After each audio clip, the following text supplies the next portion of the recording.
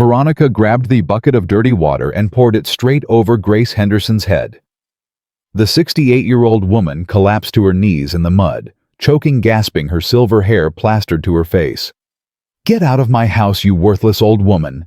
Veronica's voice dripped with venom. "Your son is dead. You have nothing left." Derek Cole kicked the worn leather Bible into the muddy puddle and laughed as Grace crawled through the dirt to reach it. Her son had been buried only 3 hours ago. 3 hours. And now his widow was throwing his mother out like garbage. But the black Mercedes that screeched to a halt at the gate was about to change everything. Before we continue, please subscribe to the channel and follow this story to the very end. Leave a comment telling me which city you are watching from so I can see how far this story has traveled. Before we continue, please subscribe to the channel and follow this story to the very end. Leave a comment telling me which city you are watching from so I can see how far this story has traveled. Grace pressed the torn photograph against her chest and wept. The water dripped from her silver hair onto the muddy ground. Her son had been buried 3 hours ago, and now she knelt in the dirt outside his home like a discarded piece of trash. "I said get up." Derek grabbed her arm and yanked her to her feet. His fingers dug into her flesh until she cried out in pain. "Stop making a scene. The neighbors might see." "Let them see." Veronica crossed her arms and smiled. "Let them see what happens to people who overstay their welcome." Grace looked at her daughter-in-law through her tears. "Veronica, please. I helped raise Marcus. I was there when he took his first steps. I held his hand when his father died. I sat beside his bed every night during his illness. How can you do this to me? How can I do this?" Veronica stepped closer until her face was inches from Grace's. "I'll tell you how. For 5 years I smiled at you. I cooked for you. I pretended to care about your boring stories and your endless prayers. I watched you hover over my husband like he was still a child, and I waited. I waited for the day when I wouldn't have to pretend anymore." "You never loved him." The words came out before Grace could stop them. "You never loved my son." Veronica's hand cracked across Grace's face. The slap echoed through the empty yard. "Don't you dare tell me what I felt. Your precious Marcus was nothing but a means to an end. His money, his house, his connections. That's what I loved. And now that I have all of it, I don't need him anymore. And I certainly don't need you." Derek laughed and shoved Grace toward the gate. "You heard her. Get moving." Grace stumbled and caught herself on the iron fence. Her Bible lay in the muddy puddle 10 feet away, its pages splayed open like broken wings. The photograph of baby Marcus floated on the surface of the dirty water. "My Bible," she whispered. "Please let me get my Bible." "That old thing." Derek walked over to the puddle and picked up the leather book between 2 fingers like it was diseased. "This is what you're crying about." He opened it and shook the water from its pages. A small envelope fell out and landed at his feet. Grace's heart stopped. Derek picked up the envelope and turned it over. His eyes narrowed. "What's this?" "Nothing." Grace moved toward him. "It's nothing. Just an old letter from my husband. Please give it back." But Derek had already torn open the envelope. He pulled out a single sheet of paper and began to read. His face changed. The cruel smile faded. Something flickered in his eyes that looked almost like fear. "What is it?" Veronica walked over and snatched the paper from his hands. Her eyes scanned the words. Then she looked up at Grace with an expression of pure hatred. "Where did you get this?" "I don't know what you're talking about." Grace's voice trembled. "I don't even know what that paper says. My husband put it there years ago. I never—" "Liar." Veronica grabbed Grace's hair and pulled her head back. "Your husband has been dead for 20 years. This letter is dated 3 months ago, and it's addressed to someone named Nathaniel Brooks." She shook Grace like a rag doll. "Who is Nathaniel Brooks? What did Marcus tell him?" "I don't know," Grace sobbed. "I swear I don't know. Marcus never mentioned anyone by that name. I never read that letter. I didn't even know it was there." Derek grabbed Veronica's arm. We need to go inside, now. The neighbors are watching. Grace turned her head and saw Dorothy Williams standing on her front porch across the street. Dorothy was 72 years old, a retired schoolteacher who had known Grace for 4 decades. Her face was pale with shock. "Dorothy!" Grace called out. "Dorothy, please help me!" Dorothy took a step forward. Then Derek turned and looked at her. Just looked. His eyes held a promise that needed no words. Dorothy stopped. Her hand flew to her mouth. She turned and disappeared into her house. The door slammed shut. "Smart woman?" Derek smiled and turned back to Grace. "Now where were we?" Veronica stuffed the letter into her pocket. "Get her inside. We need to find out what she knows." "No." Grace pulled against Derek's grip. "No, I won't go inside with you. Help someone help me." Derek clamped his hand over her mouth. "Shut up, old woman. No one is coming to help you. No one cares about you. You're going to tell us everything about Nathaniel Brooks, and then we're going to decide what to do with you." He dragged her toward the front door. Grace fought with every ounce of strength in her 68-year-old body, but Derek was too strong. Veronica walked ahead of them, her heels clicking on the stone path, and then a voice cut through the afternoon air like a blade. "Let her go!" Derek froze. Veronica spun around. Grace looked up through her tears and saw a man standing at the gate. He was tall and distinguished, with silver-streaked temples and eyes that burned with cold fire. His expensive coat was already stained with mud at the knees from where he had knelt to examine something in the puddle. In his hands he held Grace's Bible and the 2 torn pieces of Marcus's photograph. "Who the hell are you?" Derek demanded. The man walked forward. His steps were unhurried, deliberate, carrying the confidence of someone who had faced far worse than Derek Cole. "My name is Nathaniel Brooks. I believe you were just discussing me." Veronica's face went white. "How long have you been standing there?" "Long enough." Nathaniel stopped a few feet away from them. His eyes swept over the scene, taking in Grace's soaked dress, her bruised arm, the red mark on her cheek where Veronica had slapped her. "Long enough to see everything I needed to see." Derek released Grace's arm and stepped forward. "Listen, buddy, I don't know who you think you are, but this is a private family matter. So why don't you get back in your fancy car and mind your own business?" Nathaniel didn't even glance at him. His eyes were fixed on Grace. "Mrs. Henderson, are you all right?" Grace couldn't speak. She could barely breathe. This stranger knew her name. He had her son's letter in his possession, and he was looking at her with an expression that combined fury and compassion in equal measure. "Mrs. Henderson," Nathaniel's voice softened. "Your son was my friend. 6 months ago he asked me to watch over you if anything happened to him. I'm sorry I didn't get here sooner, but I'm here now, and I'm going to make sure no one ever hurts you again." "This is ridiculous." Veronica stepped forward, her voice dripping with false sweetness. "Mr. Brooks, I don't know what Marcus told you, but there's been a terrible misunderstanding. We were simply trying to help Mother Henderson. The grief has affected her mind, you see. She's been confused since the funeral. We're only trying to get her the care she needs." Nathaniel finally looked at Veronica. His gaze was so cold that she actually took a step backward. "Is that so? Is that why you slapped her across the face? Is that why you threw her Bible in the mud? Is that why you poured water over her head like she was an animal? I don't know what you think you saw. I saw everything." Nathaniel pulled out his phone and held it up. "And I recorded everything. The Atlanta Police Department will find it very interesting viewing. So will the media. So will Marcus's business partners and investors. I wonder what they'll think when they see how his widow treats his mother on the day of his funeral." Derek lunged forward. "Give me that phone." Nathaniel didn't move. "Touch me, and you'll spend the night in jail. Touch Mrs. Henderson again, and you'll spend considerably longer than that." Derek stopped. His hands clenched into fists at his sides. "You don't know who you're dealing with." "Actually, I do."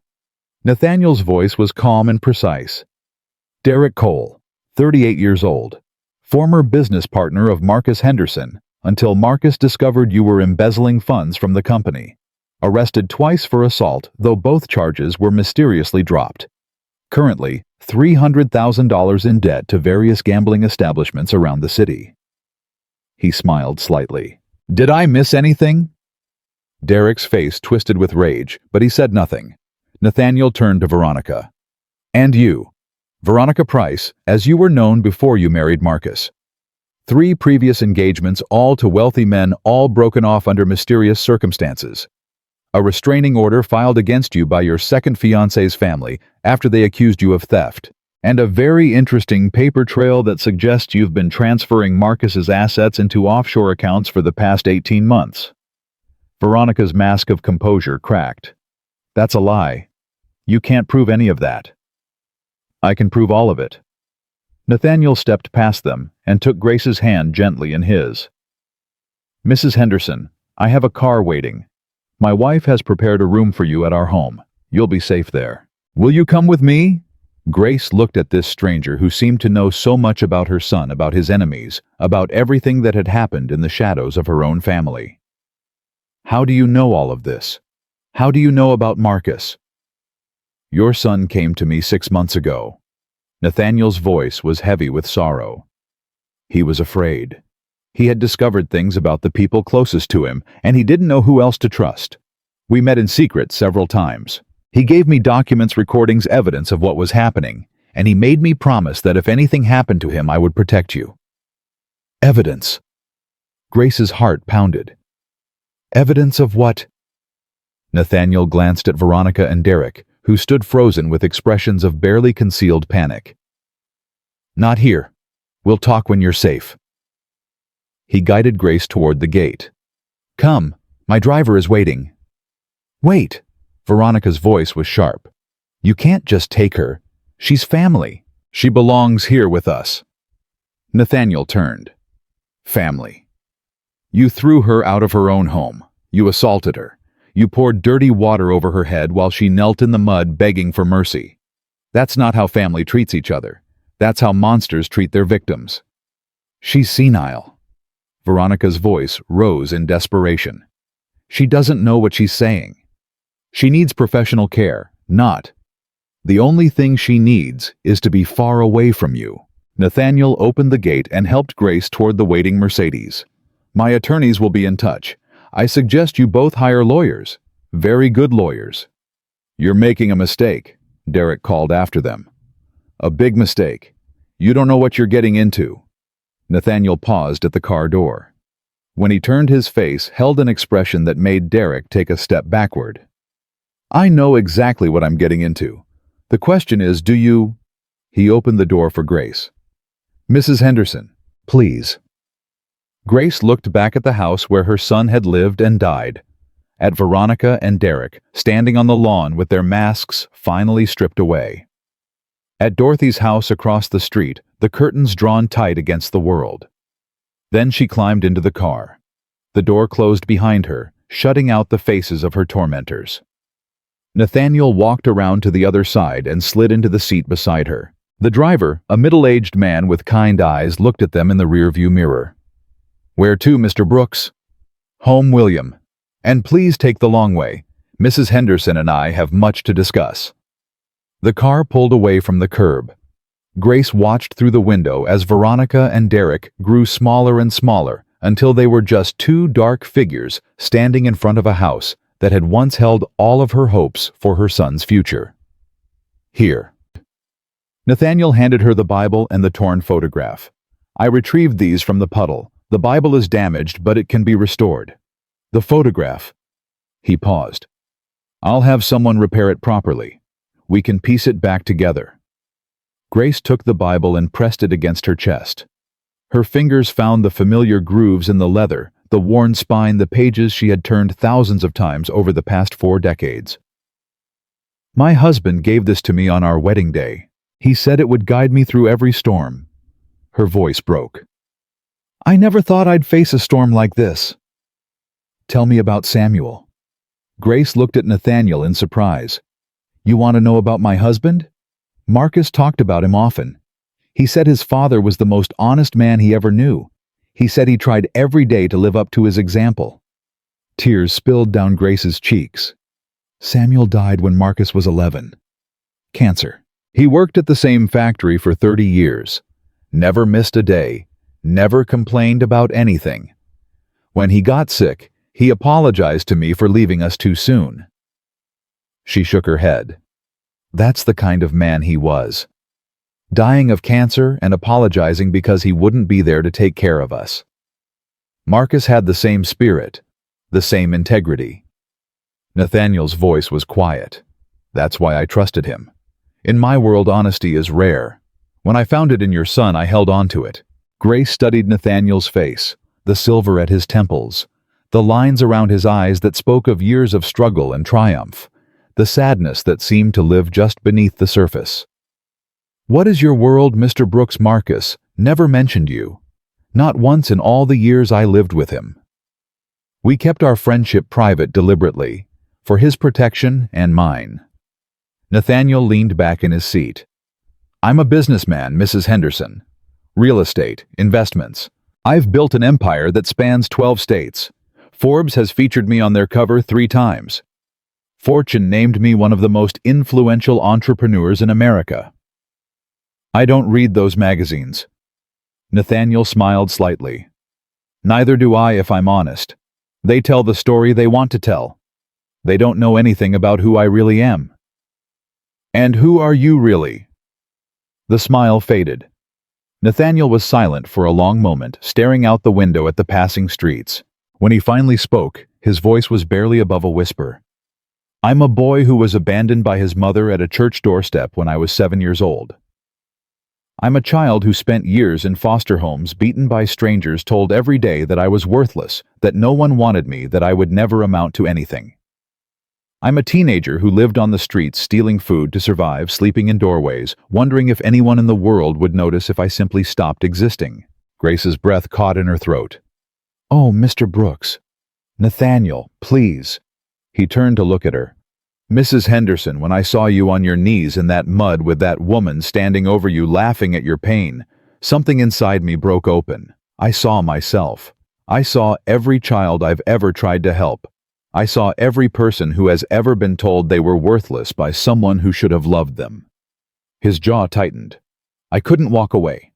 I couldn't leave you there. Not when I know what it feels like to be abandoned by everyone who was supposed to protect you. The car turned onto a tree-lined street. Large homes set back from the road. Gardens and fountains and the quiet elegance of old money. There's something else you need to know. Nathaniel's voice hardened. About Marcus. About how he died. Grace felt a chill run down her spine. What do you mean? The doctors called it a mysterious autoimmune condition. His body attacking itself. A tragic medical anomaly. Nathaniel shook his head. I don't believe that. Neither did Marcus. What are you saying? Nathaniel pulled a folder from a compartment in the car door. He opened it and handed Grace a stack of photographs, medical records, financial statements, surveillance images of Veronica and Derek entering and leaving the house at odd hours. 6 months ago, Marcus came to me with concerns. He had discovered that someone was slowly poisoning him. Small doses administered over time, designed to look like a natural illness. He had blood tests done in secret. The results showed traces of substances that should never have been in his system. Grace's hands shook so violently that the papers scattered across her lap. No, that's not possible. I wish it weren't. Nathaniel gathered the papers gently. Marcus believed Veronica was responsible. He had discovered her affair with Derek. He had found evidence that they were embezzling money from his company. He was going to confront them. He was going to divorce her and change his will. And then, 2 days later, he collapsed. They killed him. The words came out as a moan of pure anguish. They killed my son. I believe they did, and I'm going to prove it. Nathaniel took her hands in his. Mrs. Henderson, I made a promise to Marcus. I told him that if anything happened to him, I would uncover the truth and bring his killers to justice. I intend to keep that promise, but I need your help. My help? What can I do? I'm just an old woman with nothing left. You're his mother. Nathaniel's eyes burned with intensity. You knew him better than anyone. You lived in that house during his illness. You saw things, heard things that might not have seemed important at the time, but could be crucial now. And you have something that no one else in this fight has. What? You have the right to demand answers. You have the moral authority that comes from being the mother of the victim. When you stand up in court and tell the world what Veronica and Derek did to you today, every juror, every judge, every person watching will see the truth. They'll see the kind of people who could murder a man and then abuse his mother on the day of his funeral. The car pulled through iron gates and stopped in front of a beautiful home glowing with warm light. A woman stood on the front steps, her face kind and welcoming. That's my wife, Helen. Nathaniel opened the door. She's been waiting for you. She knows everything. She wants to help. Grace looked at the house, at Helen's gentle smile, at Nathaniel's outstretched hand. 12 hours ago, she had been sitting at her son's bedside holding his hand as he took his last breath. 3 hours ago, she had stood at his grave, wondering how she would survive without him. And now, she was being offered something she had never expected. Hope. A chance to fight back. A way to honor her son's memory by exposing the people who had destroyed him. She took Nathaniel's hand and stepped out of the car. Helen came down the steps and wrapped Grace in a warm embrace. You're safe now, Mrs. Henderson. No one will hurt you here. I promise. Grace wept against Helen's shoulder. The tears she had been holding back since the moment Veronica had first spoken.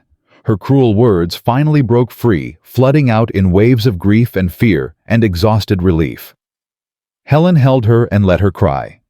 She didn't offer empty words of comfort. She didn't try to make it better.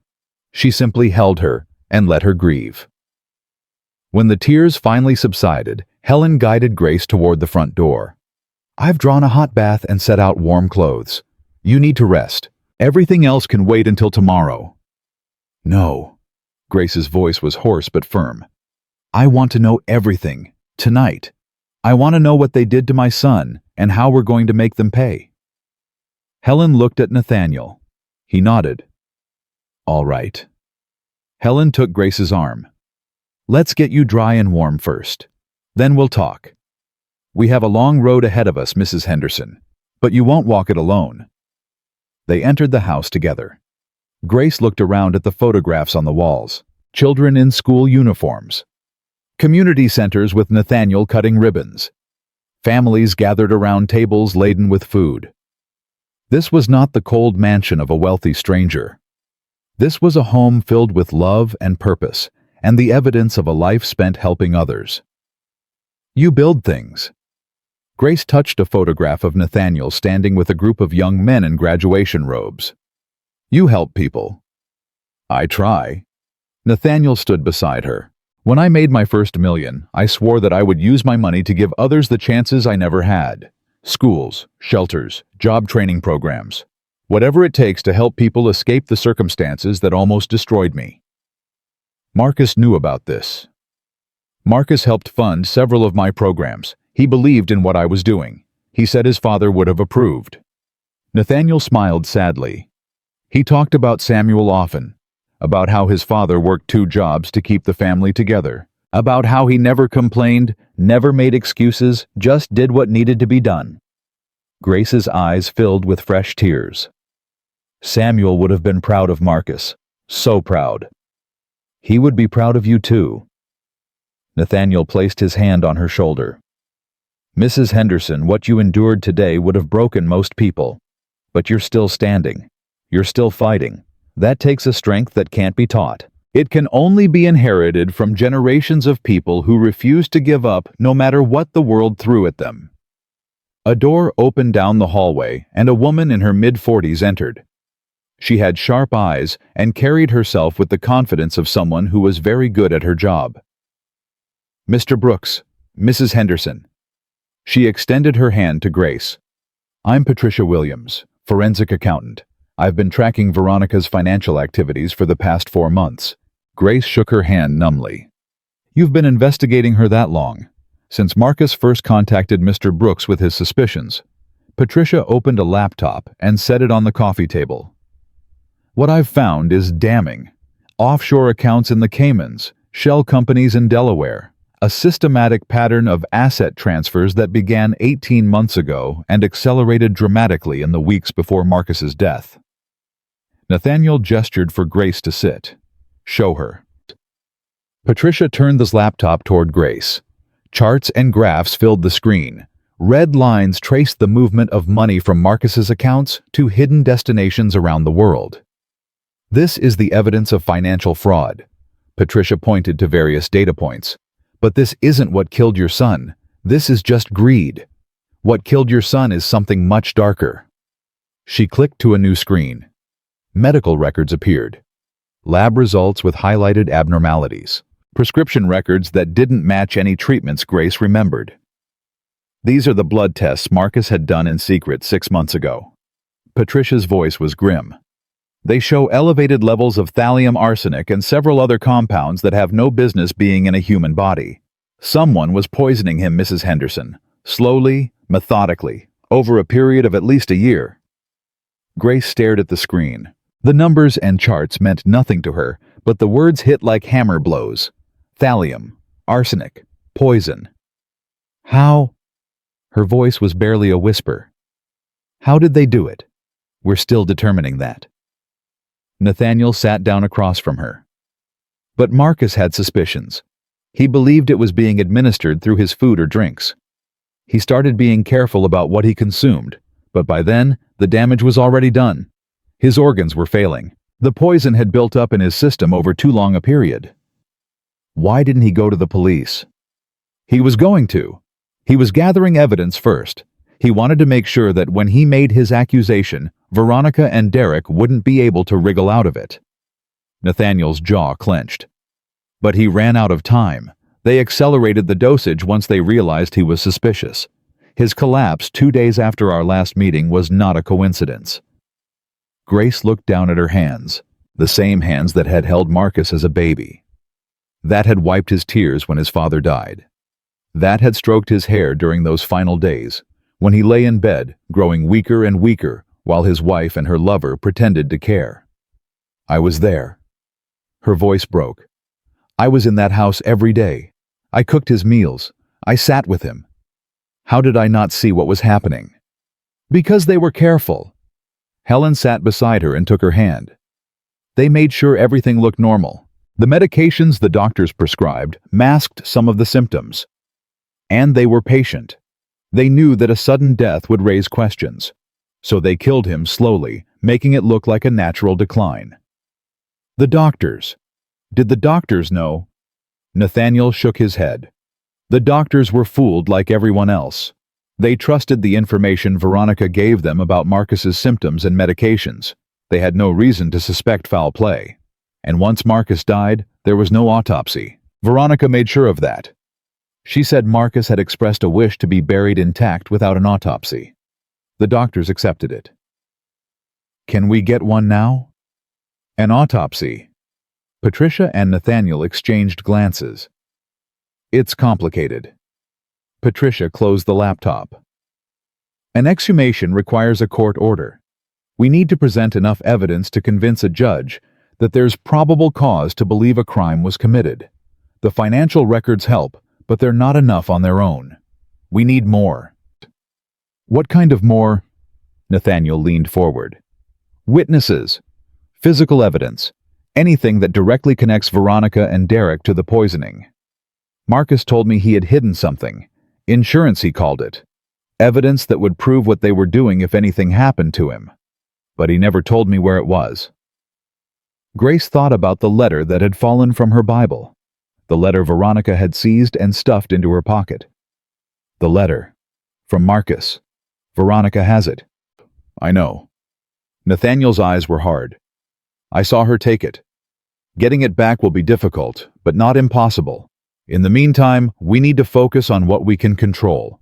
Building a case, gathering witnesses, finding whatever evidence Marcus left behind. His childhood home. The words came out before Grace fully understood why she was saying them. In East Atlanta, the house where I raised him, Marcus used to hide things there. Important things. When he was a teenager, he built a secret safe in the basement. He said it was the one place no one would ever think to look. Nathaniel sat up straighter. Do you still have access to that house? I own it. I've been paying for its upkeep for years. I was going to sell it, but I couldn't bring myself to let it go. Too many memories. Grace wiped her eyes. If Marcus hid something, that's where it would be. In his safe. In the basement. Nathaniel stood. We'll go tomorrow. First thing in the morning. He looked at Helen. Take Mrs. Henderson upstairs. Make sure she has everything she needs. She's been through enough today. Helen helped Grace to her feet. Come, your room is ready. We can continue this in the morning. Grace allowed herself to be led toward the stairs, but at the bottom step she paused and turned back to Nathaniel. Why are you doing this? Really, Marcus was your friend, but this is more than friendship. This is war. Why would you risk everything for a woman you just met? Nathaniel was quiet for a long moment. When he spoke, his voice was rough with emotion. Because when I was 7 years old, standing on that church doorstep with nothing but the clothes on my back, I prayed for someone to come. Anyone. I prayed for a miracle, and no one came. I stood there for hours waiting, hoping, and no one came. He looked at her with eyes that held decades of pain and hard-won wisdom. I will not let that happen to anyone else, not while I have breath in my body, not while I have the power to make a difference. Grace stared at him. This man who had built an empire from nothing. This stranger who had appeared at her darkest moment and offered her salvation. Marcus chose well, she said softly, when he chose you as his friend. Nathaniel nodded once. Get some rest, Mrs. Henderson. Tomorrow we begin the fight for justice, and I promise you we will not stop until everyone who hurt your son has paid the price. Grace climbed the stairs slowly, her body exhausted, but her mind racing. Behind her, she heard Nathaniel pick up his phone. Get everyone here by 7 a.m. Patricia, James, Angela, Michael, everyone. We have work to do. The voices faded as Helen led Grace down a carpeted hallway to a beautiful guest room. Fresh flowers on the nightstand, warm towels in the bathroom, a bed that looked softer than any Grace had slept in for years. Helen helped her out of her wet clothes and into a warm robe. She drew a bath and added something that smelled like lavender. She moved quietly and efficiently, asking no questions, demanding nothing. When Grace finally sank into the hot water, she felt the cold that had seeped into her bones begin to thaw. The mud washed away. The dirty water Veronica had poured over her head swirled down the drain. But the grief remained. The rage remained. And something else was growing inside her now. Something she hadn't felt since Samuel died. Purpose. She was going to find out the truth about what happened to her son. She was going to expose the people who murdered him. And she was going to make sure that Veronica and Derek spent the rest of their miserable lives paying for what they had done. Grace closed her eyes and thought about Marcus. His smile, his laugh, the way he used to call her Mama, even when he was a grown man with a company and a wife and a life of his own. I'm going to make this right, baby, she whispered. I'm going to find out what they did to you, and I'm going to make them pay. I promise you. I promise. In the bedroom, Helen had laid out clean clothes on the bed. A simple dress, comfortable shoes, things Grace would need for the days ahead. On the nightstand, next to the fresh flowers, Helen had placed Grace's damaged Bible. The leather was warped from the water, but someone had carefully dried the pages and pressed them flat. And tucked inside, held together with tape, was the photograph of baby Marcus. Grace picked it up and held it against her heart. Tomorrow, the fight would begin. But tonight, she would rest. She would gather her strength, and she would remember why she was fighting. For Marcus, for justice, for all the mothers who had ever lost a child to cruelty and greed. The light in the guest room dimmed as Helen quietly closed the door. Grace lay in the darkness, clutching her Bible and her photograph, listening to the unfamiliar sounds of a house that had somehow become her sanctuary. Downstairs, she could hear voices. Nathaniel on the phone, making arrangements, calling in favors, preparing for battle. Patricia typing on her laptop, tracking money through the digital maze of offshore accounts. Helen moving through the kitchen, preparing food for the army that would arrive at dawn. Grace was not alone. For the first time since Marcus had died, she was not alone, and that changed everything. The first light of dawn crept through the curtains when Grace opened her eyes. For a moment, she forgot where she was. Then the memories crashed back like a wave. Marcus. The funeral. Veronica's cruel laughter. The dirty water streaming down her face. She sat up slowly, her body aching from yesterday's ordeal. On the nightstand, her damaged Bible lay next to the taped photograph of baby Marcus. She touched it gently, feeling the rough edges where the pieces had been joined together. A soft knock came at the door. "Mrs. Henderson." Helen's voice was gentle. "Everyone is here. Nathaniel is asking for you." Grace took a deep breath. "I'll be down in 5 minutes." She dressed quickly in the simple clothes Helen had laid out. When she looked in the mirror, she barely recognized herself. The woman staring back had red-rimmed eyes and deep lines of grief carved into her face.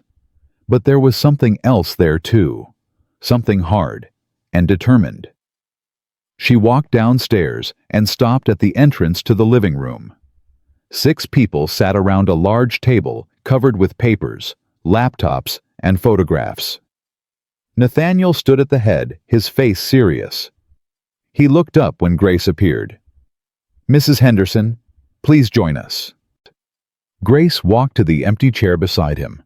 Every eye in the room followed her. "Everyone, this is Grace Henderson, Marcus's mother." Nathaniel gestured to each person in turn. "Mrs. Henderson, this is our team. Patricia Williams, forensic accountant. You met her last night." Patricia nodded. "Good morning, Mrs. Henderson." Reverend James Washington. He was Marcus's pastor for 15 years. An elderly black man with kind eyes and white hair rose and took Grace's hand. "Sister Henderson, I baptized your son when he was 12 years old. I am so deeply sorry for your loss. Marcus was one of the finest men I ever knew." Grace's eyes filled with tears. "Thank you, Reverend. He spoke of you often." Dr. Angela Moreau, toxicologist. A woman in her mid-40s with sharp, intelligent eyes nodded briskly. "Mrs. Henderson, I've reviewed the blood work. I have questions that only you can answer." Officer Michael Reed, Atlanta Police Department. A broad-shouldered man in plain clothes stood and shook Grace's hand. "Ma'am, I owe Mr. Brooks my daughter's life. He paid for her surgery when I couldn't afford it. Whatever he needs, I'm here. And Victoria Chen, my attorney." A elegant woman in her 50s gave Grace a reassuring smile. "Mrs. Henderson, I've handled cases like this before. With the evidence we're gathering, we have a real chance at justice." Grace looked around the table at these strangers who had gathered to fight for her son. Her throat tightened with emotion.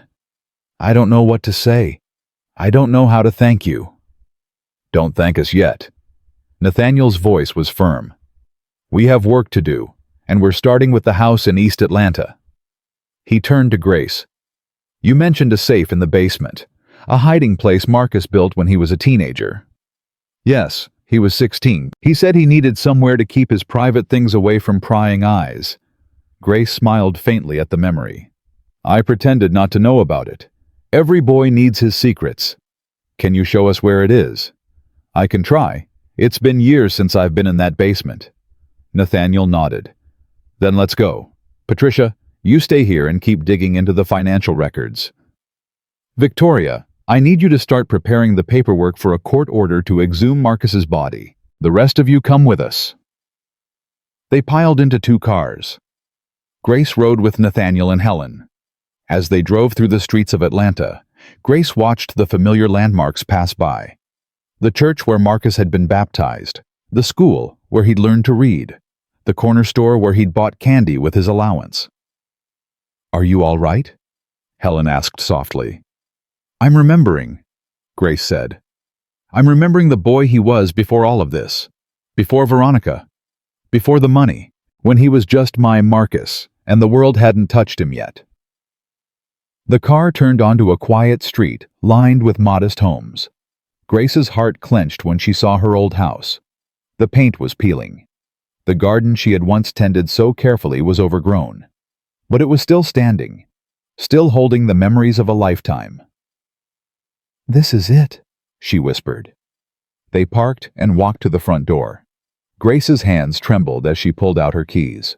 The lock was stiff from disuse, but it finally turned. The house smelled like dust and old memories. Grace stood in the hallway, overwhelmed by the ghosts of the past. There was the spot where Marcus had taken his first steps.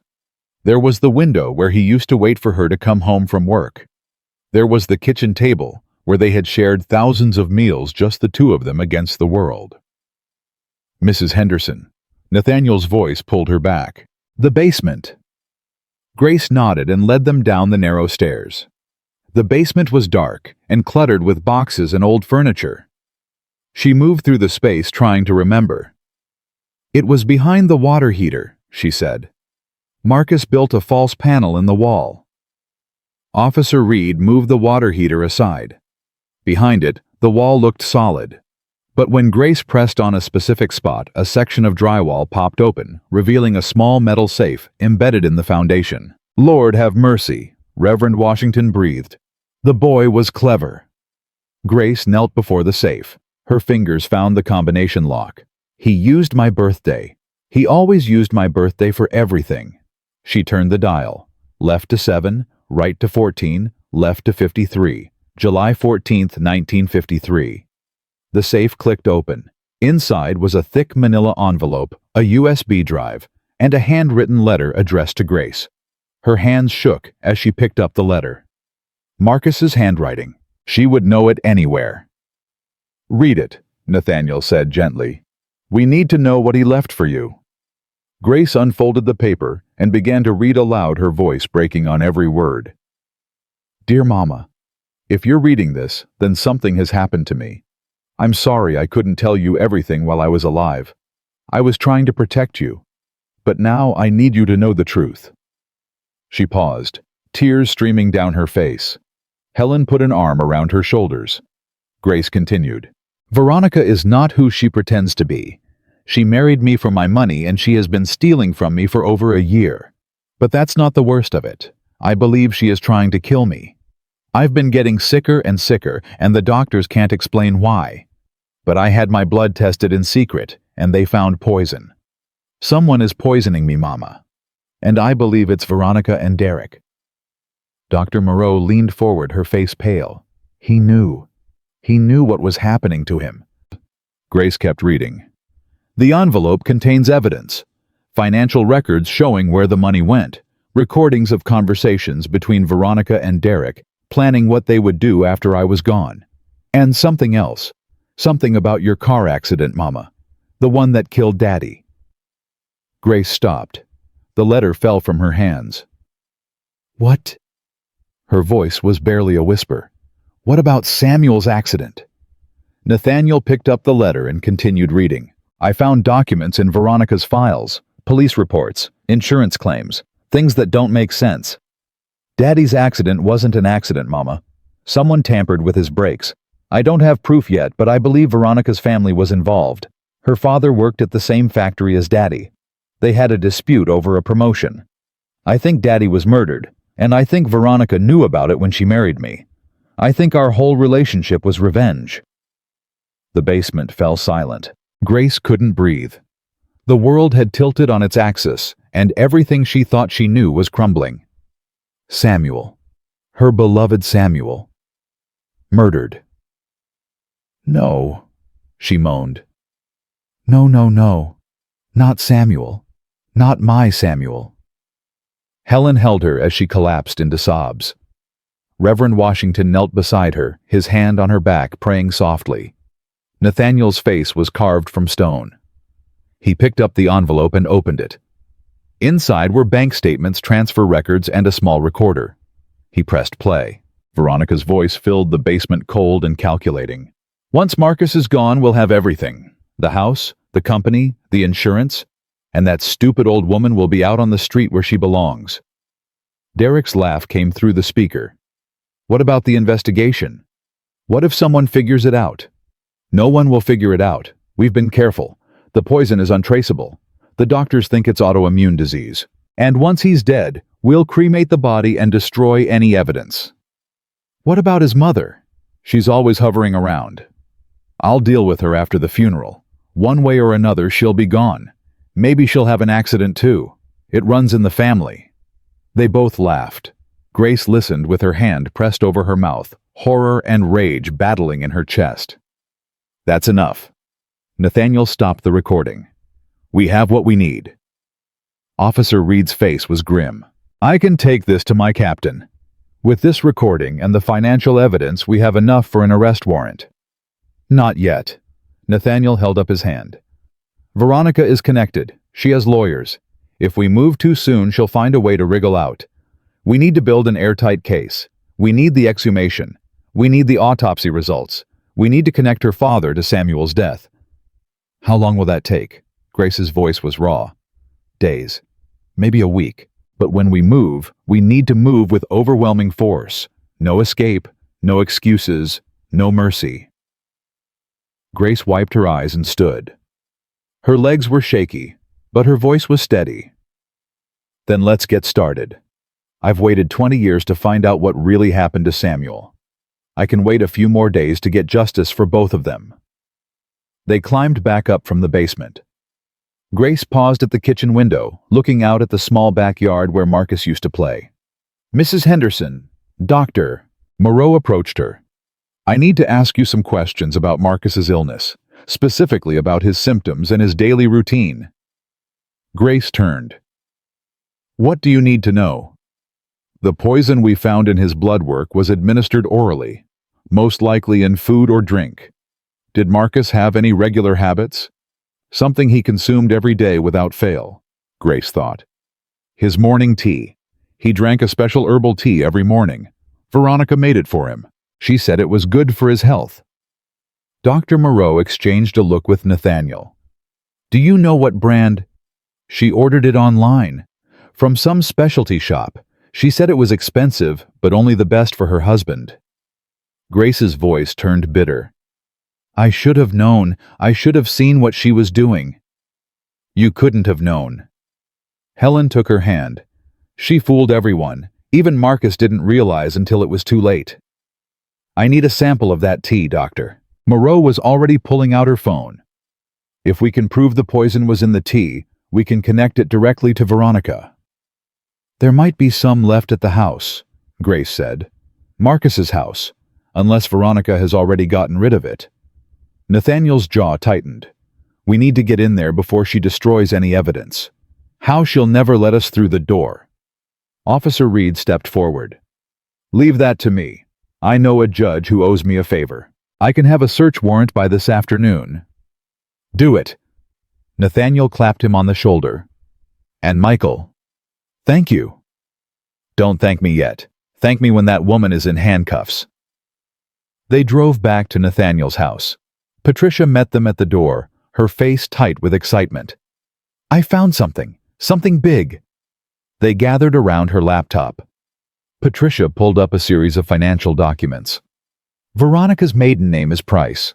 Her father was Walter Price, a factory worker who died 15 years ago. She clicked to a new screen. But before he died, Walter Price received a large payment from an offshore account, $200,000, deposited 3 weeks after Samuel Henderson's accident. Grace grabbed the edge of the table. Someone paid him. Someone paid him to kill my husband.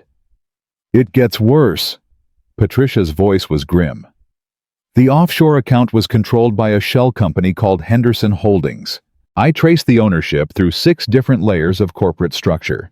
And guess who was listed as the original founder? She clicked one more time. A name appeared on the screen. Derek Cole. Nathaniel slammed his fist on the table. Derek. Derek was behind Samuel's murder, 20 years ago. He was only 18 at the time, Patricia said. But his father was wealthy. Old money from Mississippi. And Derek's father had a business dispute with Samuel Henderson's employer. Something about a contract that Samuel witnessed. a contract that would have exposed Derek's father for fraud. So they killed him. Grace's voice was hollow. They killed my Samuel to protect themselves. And then 20 years later they sent Veronica to finish the job by marrying my son. It's the same pattern. Dr. Moreau's face was ashen. Kill the husband, blame it on an accident, collect the money and move on. Except this time we caught them. Nathaniel's eyes burned with righteous anger. This time they're going to pay. Grace stood. Her body felt ancient, weighed down by decades of grief and betrayal. But her spirit was iron. I want to see them. I want to look into Veronica's eyes and let her know that we know everything. I want her to feel the fear that Marcus felt when he realized his own wife was killing him. That's too dangerous. Helen stepped forward. Grace, these people are murderers.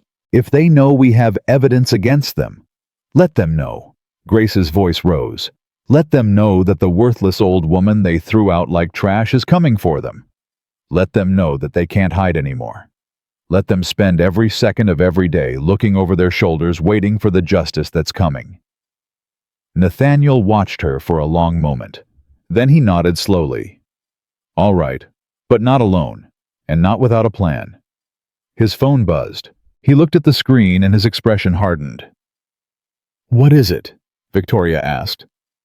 It's from my contact at the news station. Veronica is holding a press conference in 1 hour. She's going to announce that she's filing a lawsuit against me for kidnapping and harassment. She's painting herself as the grieving widow being persecuted by a powerful billionaire. She's trying to control the narrative. Victoria's voice was sharp. If she gets public sympathy on her side, it'll be harder to prosecute her. Then we need to change the narrative. Nathaniel looked at Grace. Mrs. Henderson, how do you feel about going on television? Grace straightened her shoulders. I've never been on television in my life. There's a first time for everything. Are you willing to tell your story, to let the world see what Veronica really did to you? Grace thought about Marcus, about Samuel, about the years of lies and the murders that had stolen everything from her. Yes, she said. I'll tell them everything. I'll tell them what kind of monster is pretending to be a grieving widow. And I'll make sure that when the police come for her, there's nowhere left to hide. Nathaniel smiled grimly. Then let's get you ready. We have a press conference to crash. The next hour was a blur of activity. Victoria coached Grace on what to say and what to avoid. Patricia printed out key documents that could be shown on camera without compromising the investigation. Helen helped Grace change into a dignified dress and fixed her hair. At 11 o'clock, they drove downtown to the hotel where Veronica was holding her press conference. The lobby was packed with reporters and camera crews. Grace felt a moment of panic as she walked through the crowd, but Nathaniel's steady presence beside her kept her moving forward. They slipped into the back of the conference room just as Veronica took the podium. She was dressed in elegant black, her eyes red from carefully applied makeup designed to simulate tears. Thank you all for coming. Veronica began, her voice trembling with practiced grief. As you know, I recently lost my beloved husband Marcus. I am still in mourning, but I've been forced to speak out because of the terrible persecution I've been facing from Nathaniel Brooks. She dabbed at her eyes with a handkerchief. Mr. Brooks has kidnapped my mother-in-law. He has spread vicious lies about me. He has tried to destroy my reputation and steal my husband's legacy. I am here today to say that I will not be silenced. I will fight back against this powerful man who thinks he can bully a grieving widow. The reporters scribbled notes. Cameras flashed. Grace felt her blood boiling. Mrs. Henderson. A reporter near the back had spotted her. Heads turned. Cameras swiveled. Veronica's face went white. Mrs. Henderson. The reporter pushed forward. Is it true that you've been kidnapped? Are you being held against your will? Grace stepped forward. Her voice rang out clear and strong. No, I have not been kidnapped. I was rescued.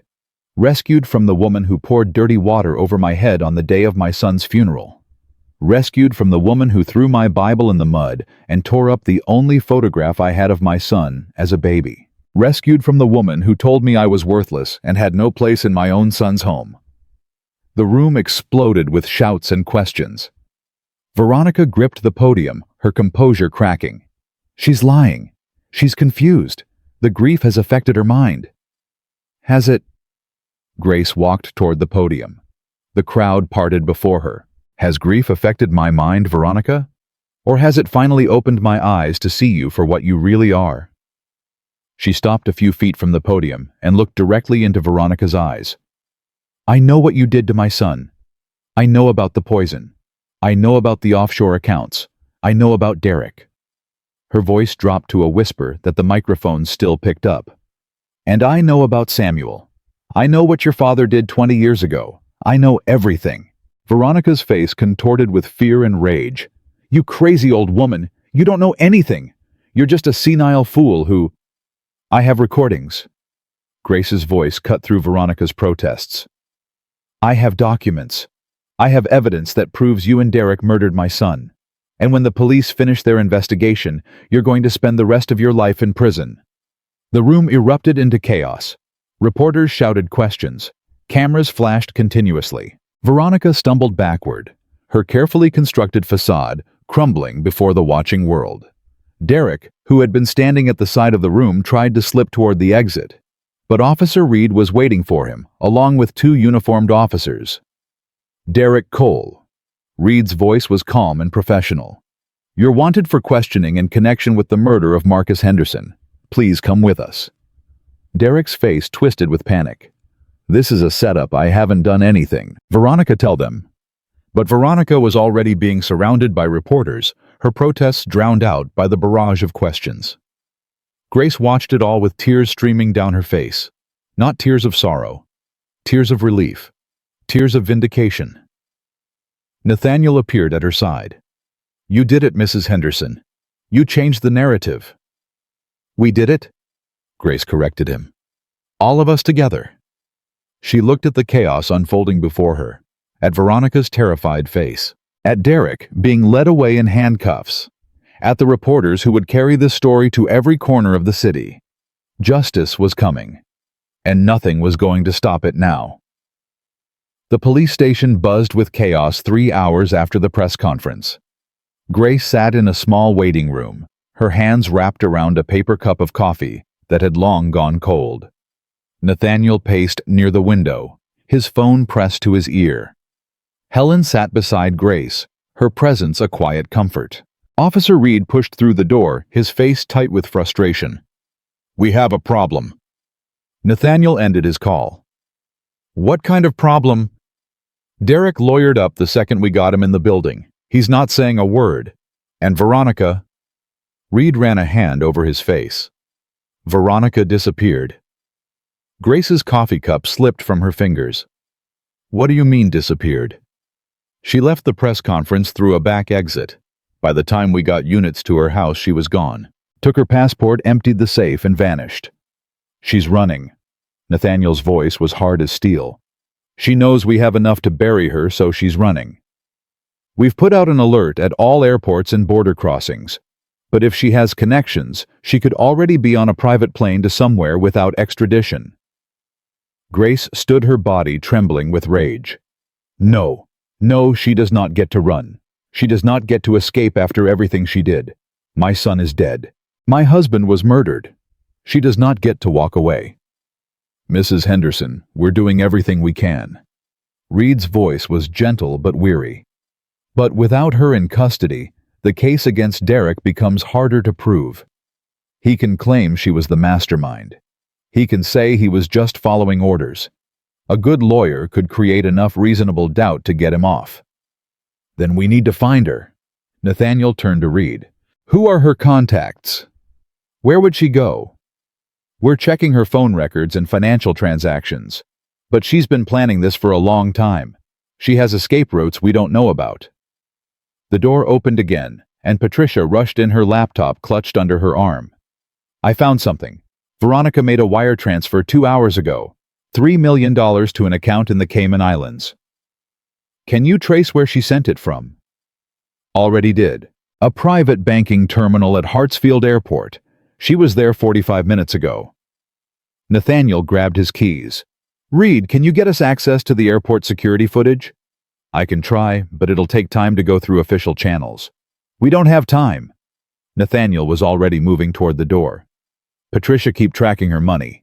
The second she touches those accounts again, I want to know about it. Helen, stay with Mrs. Henderson. No.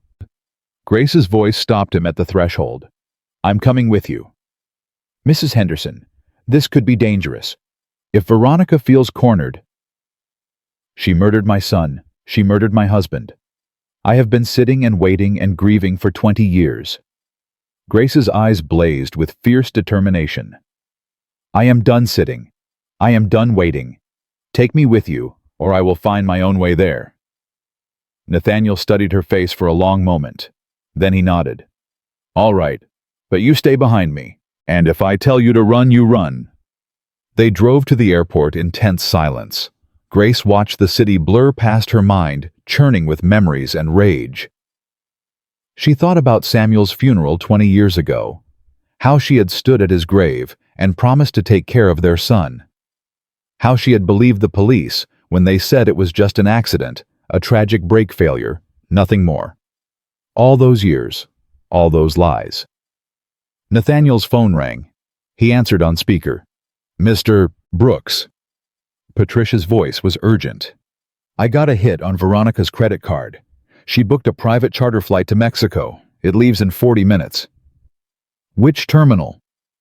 Private aviation south side of the airport, gate 7.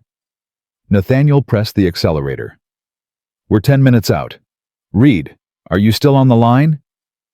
Reed's voice crackled through. I heard. I'm dispatching units, but they won't make it in time. You're going to have to stall her. Understood. The private aviation terminal was quieter than the main airport. Nathaniel parked in a loading zone and helped Grace out of the car. They walked quickly through the entrance past a bored security guard who barely glanced at them. Gate 7. Nathaniel pointed down a long corridor. This way. They rounded a corner and stopped. Veronica stood at the gate, a designer carry-on bag at her feet, her phone pressed to her ear. She was arguing with someone, her voice sharp and panicked. I don't care what it costs. Get the plane ready. I need to leave now. She turned and saw them. For a frozen moment, no one moved. Veronica's face cycled through shock, fear, and finally cold calculation. Grace. She lowered her phone. I should have known you'd follow me. You always were too stubborn to know when to quit. It's over, Veronica. Nathaniel stepped forward. The police are on their way. You can't run anymore. Veronica laughed. It was a hollow, desperate sound. Run? Who said anything about running? I'm taking a vacation. Surely that's not a crime. Murder is. Grace's voice was steady, despite the fury coursing through her veins. Fraud is. Conspiracy is. You're going to prison, Veronica. The only question is whether you go with dignity or in handcuffs. Prison. Veronica's eyes narrowed. You have no proof of anything, just the ravings of a senile old woman and a billionaire with a grudge. We have Marcus's recordings. Nathaniel pulled out his phone and pressed play. Veronica's own voice filled the corridor. Once Marcus is gone, we'll have everything. The house, the company, the insurance. Veronica's face went pale. That's fake. You manufactured that. The forensic analysis will prove otherwise. Nathaniel stopped the recording. We also have the financial records, the offshore accounts, the payments to your father 20 years ago, the tea you used to poison Marcus. It's all documented, Veronica. Every single crime. You're bluffing. Am I? Nathaniel took another step forward. Try me. Get on that plane. Fly to Mexico. And spend the rest of your life looking over your shoulder wondering when the extradition request will catch up with you. Or stay here, face the consequences, and maybe, just maybe, get a deal from the prosecutor.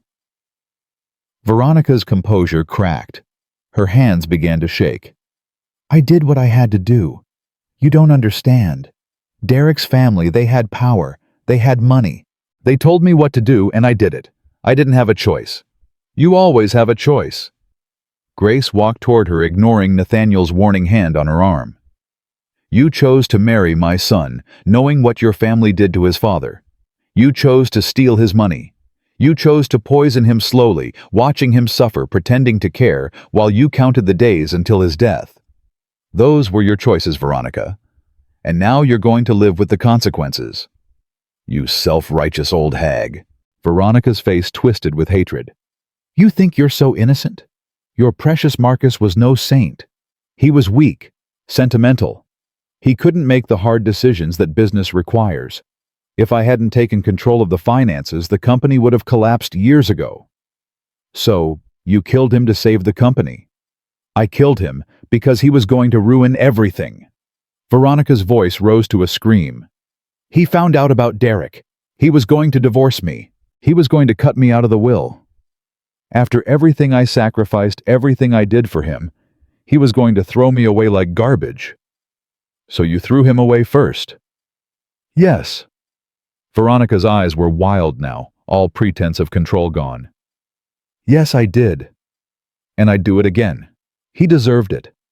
You all deserved it. Your whole pathetic family thinking you're better than everyone else, just because you work hard and go to church and pray to a God who doesn't exist. Grace felt something break inside her. Not her heart. That had already been shattered beyond repair. Something else. The last thread of doubt. The final whisper of mercy. God exists. Her voice was calm now, eerily calm. And he sees everything. Every lie you told. Every drop of poison you put in my son's tea. Every night you lay beside him pretending to love him while you plotted his death. God sees it all, Veronica. And so do I. Sirens wailed in the distance. Veronica's head snapped toward the sound. Her eyes went wide with panic. She grabbed her bag and bolted toward a side door. Stop her! Nathaniel shouted. But Grace was already moving. She didn't know where the strength came from. 20 years of grief. 20 years of unanswered questions. 20 years of watching her family be destroyed by people who thought they were above justice. She caught Veronica at the door, grabbing her arm and spinning her around. Let go of me! Veronica clawed at Grace's hands. Let go, you crazy old woman! You don't get to run! Grace's grip was iron. You don't get to escape. Not this time. Not ever. Veronica raised her hand to strike. But before the blow could land, Officer Reed burst through the main entrance, followed by 4 uniformed officers. Veronica Henderson, you're under arrest for the murder of Marcus Henderson and conspiracy to commit murder in the death of Samuel Henderson. Reed pulled Veronica's arms behind her back and snapped on the handcuffs. You have the right to remain silent. Anything you say can and will be used against you in a court of law. This is a mistake, Veronica screamed as the officers dragged her toward the exit. I want my lawyer. I want my lawyer. Grace watched her go. The woman who had destroyed her family. The woman who had taken everything from her. Now just another criminal in handcuffs screaming for a lawyer who couldn't save her. Nathaniel appeared at Grace's side. Are you all right? Grace didn't answer for a long moment. Then she turned to look at him, and he saw something in her eyes that hadn't been there before. Peace. Weary, hard-won peace. I'm alive, she said finally. And my family has justice. That's more than all right. That's everything. They drove back to Nathaniel's house in the gathering dusk. Grace sat in the back seat, staring out the window, watching the lights of Atlanta flicker to life. She thought about Marcus, about Samuel, about all the years she had spent mourning them without knowing the truth. Now she knew, and somehow impossibly that knowledge brought her comfort. Helen met them at the door with warm embraces and hot food. The team had gathered again in the living room, their faces bright with exhausted triumph. Derek cracked. Victoria's voice was triumphant. Once he heard Veronica was in custody, he started talking. He's trying to cut a deal, blaming everything on her. Will it work? Grace asked. Not a chance. We have too much evidence against both of them. The prosecutor is charging them with 2 counts of first-degree murder plus fraud conspiracy and a dozen other charges. They're going away for life. Reverend Washington took Grace's hands in his. Sister Henderson, I know this has been the hardest week of your life, but you have shown strength that most people can only dream of. Marcus would be proud. Samuel would be proud. Grace's eyes filled with tears. I didn't do it alone. I couldn't have done any of this without all of you. That's what family is for. Helen squeezed her shoulder. And whether you like it or not, you're part of our family now. The night passed in a blur of food conversation and quiet moments of reflection. One by one, the team members said their goodbyes. Patricia promised to keep tracking any remaining financial threads. Dr. Moreau said she would testify at the trial. Officer Reed vowed to see the case through to conviction. By midnight, only Grace, Nathaniel, and Helen remained in the living room. What happens now?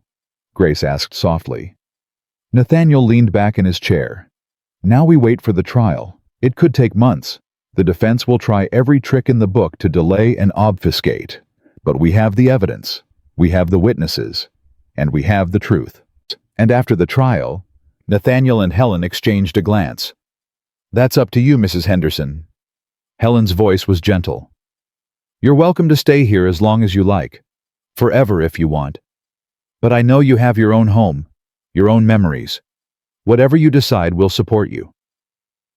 Grace thought about the house in East Atlanta, the peeling paint, the overgrown garden, the basement where Marcus had hidden his secrets. I want to go back, she said finally. Not right away, but eventually. That house holds too much history to abandon. My husband proposed to me in that kitchen. My son took his first steps in that hallway. I want to fill it with good memories again. I want to plant flowers in the garden and invite the neighborhood children over for cookies. I want to live, not just survive. Nathaniel smiled. Then that's exactly what you'll do. And whenever you need anything, anything at all, you know where to find us.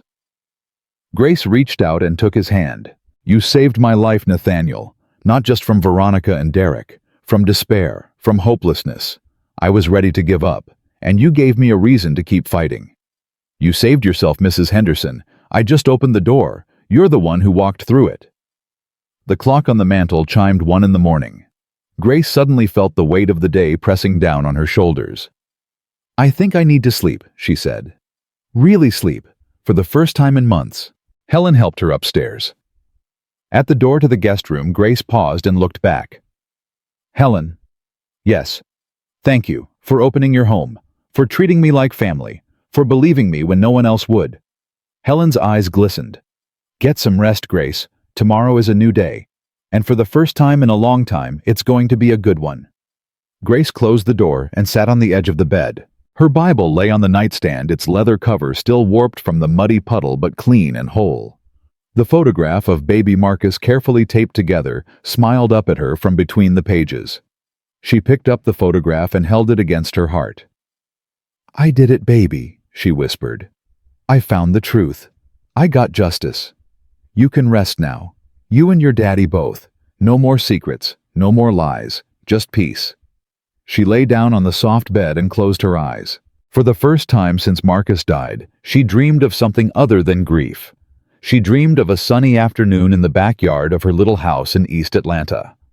Samuel was there, young and strong, his smile as bright as she remembered. Marcus was there too, a little boy again, running through the grass chasing butterflies. They turned and waved at her, beckoning her to join them. Grace smiled in her sleep. Not yet, she thought, but someday. Someday I'll see you both again. Until then, I have work to do. The morning sun was just beginning to peek through the curtains when Grace's phone rang. She fumbled for it, still half asleep. Hello?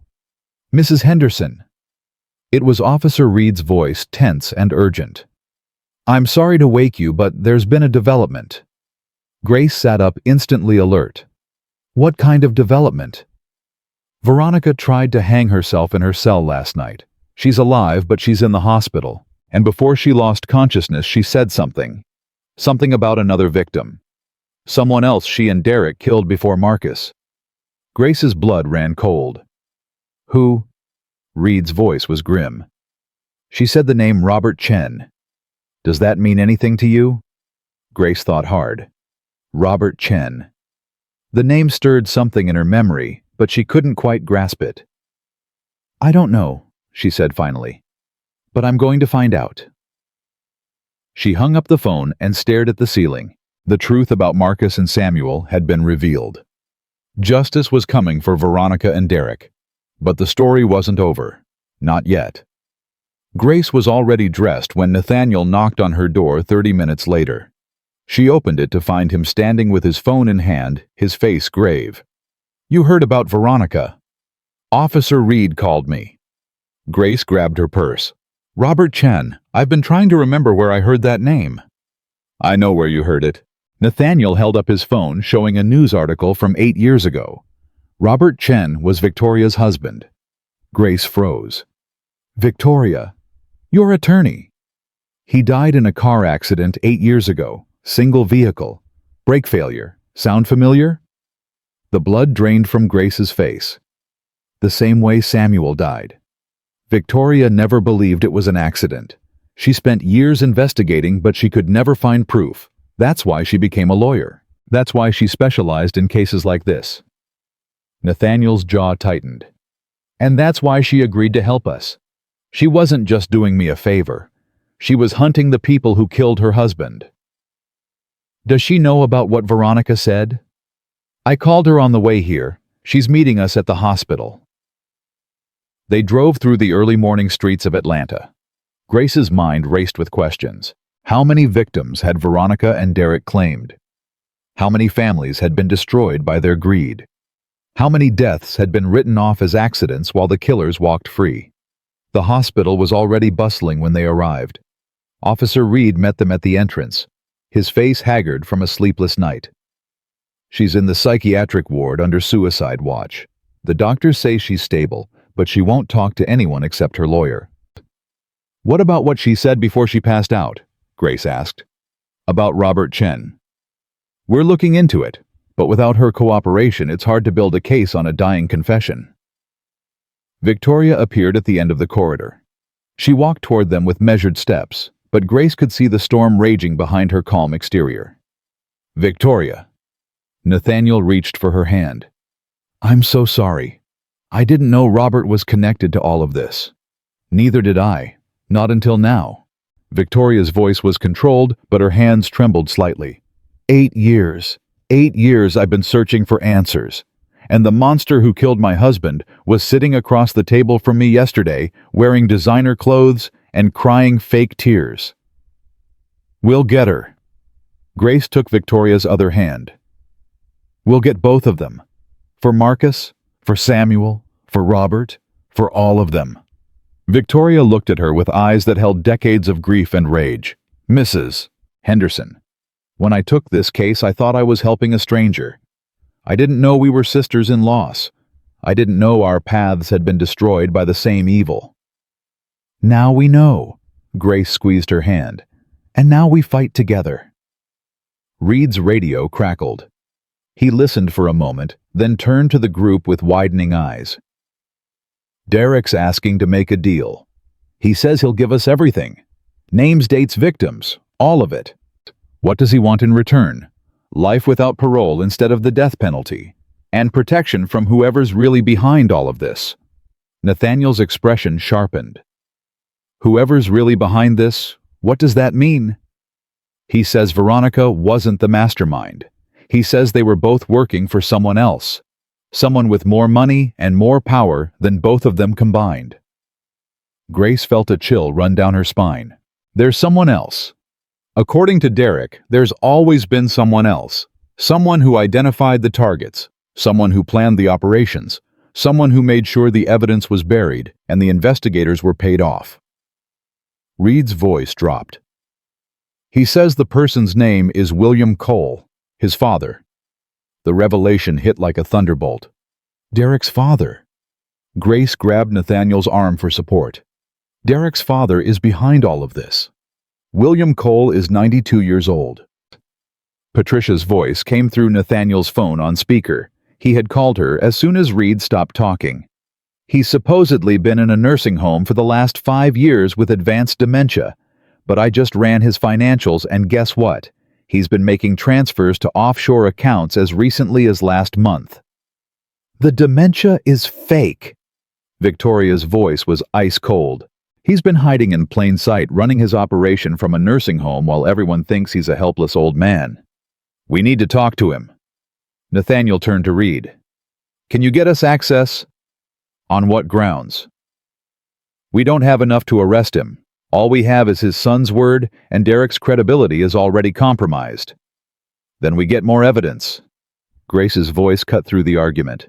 We make Derek give us everything. Every name, every date, every victim. And then we build a case so strong that William Cole can't hide behind his fake dementia anymore. Reed nodded slowly. I'll set up the interview. But Mrs. Henderson, I need to warn you. If Derek is telling the truth, if there really is someone bigger behind all of this, then this case is about to get a lot more dangerous. I've already lost everything. Grace's eyes burned with determination. My husband, my son, my home. What else can they take from me? Your life. Reed's voice was gentle but firm. These people have killed before. They'll kill again if they feel threatened. You need to be careful. I've been careful my whole life. Grace shook her head. I was careful when Samuel died, and I accepted the police report without question. I was careful when Marcus got sick, and I trusted the doctors who were being fed lies by his own wife. Being careful got me nowhere. Being careful got my family murdered. I'm done being careful. They drove to the police station where Derek was being held. The interrogation room was small and bare. Derek sat at the metal table, his wrists handcuffed to a ring in the surface. His expensive suit was rumpled, his hair disheveled. The arrogant man who had poured water over Grace's head 3 days ago was gone, replaced by something pathetic and desperate. Grace stood behind the one-way glass with Nathaniel and Victoria watching as Reed entered the room. Mr. Cole, I understand you want to make a deal. Derek looked up. His eyes were bloodshot from lack of sleep. I want protection, real protection, not some county jail cell where my father's people can get to me. Tell me about your father's people. Derek laughed bitterly. You have no idea what you're dealing with. My father built an empire on blood, insurance fraud, inheritance theft, corporate sabotage. For 40 years, he's been targeting wealthy families, killing the patriarchs, and manipulating the survivors into handing over their assets. How many victims? I don't know the exact number, dozens, maybe more. Derek's voice cracked. I didn't want to be part of it, but when your father is William Cole, you don't get to say no. You either join the family business or you become a liability, and liabilities don't survive long in my family. Reed leaned forward. Tell me about Samuel Henderson. Derek closed his eyes. That was one of the early ones. Samuel worked at the same factory as my father. He witnessed something he shouldn't have.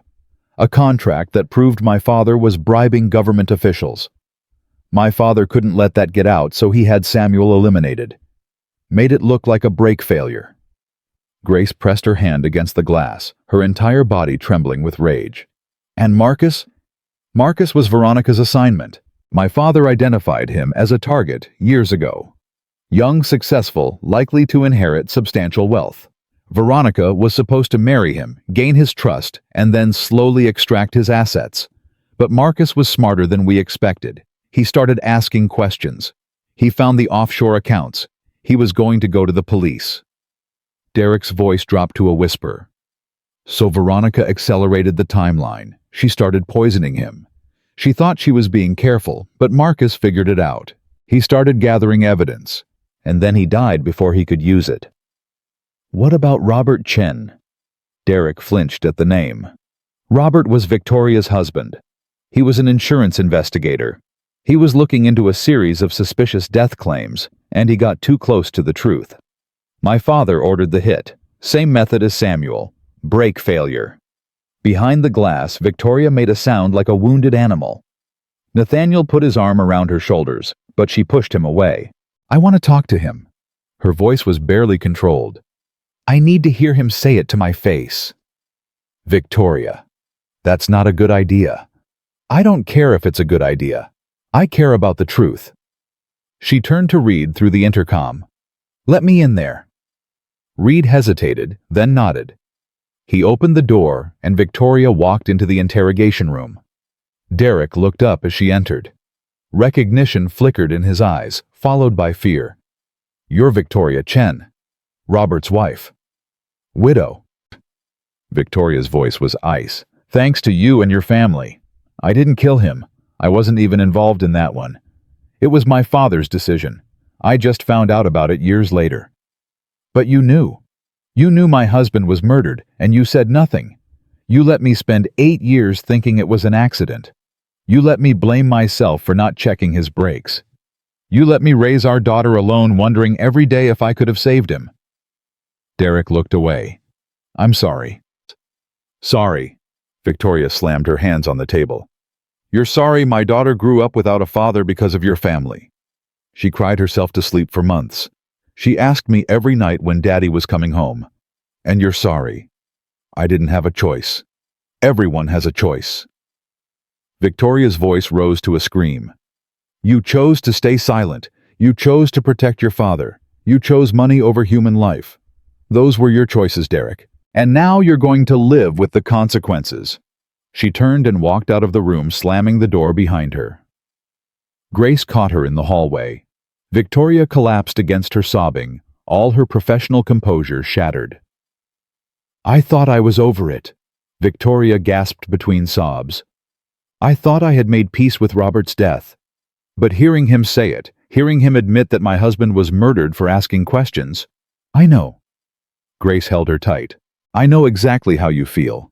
When I found out about Samuel, I thought my heart would stop. But it didn't stop. And neither will yours. Because we're not done yet. We still have work to do." Victoria pulled back and wiped her eyes. "You're right. We still have to get William Cole." "How do we do that?" Nathaniel had joined them in the hallway. "Derek's testimony is compromised. Veronica is in psychiatric hold. The evidence we have is circumstantial at best." "We find more victims." Grace's voice was steady. "If William Cole has been doing this for 40 years, there must be other families, other survivors. People who lost loved ones and never knew why. We find them. We gather their stories. We build a case so overwhelming that no amount of money or influence can make it go away." Patricia's voice crackled through Nathaniel's phone.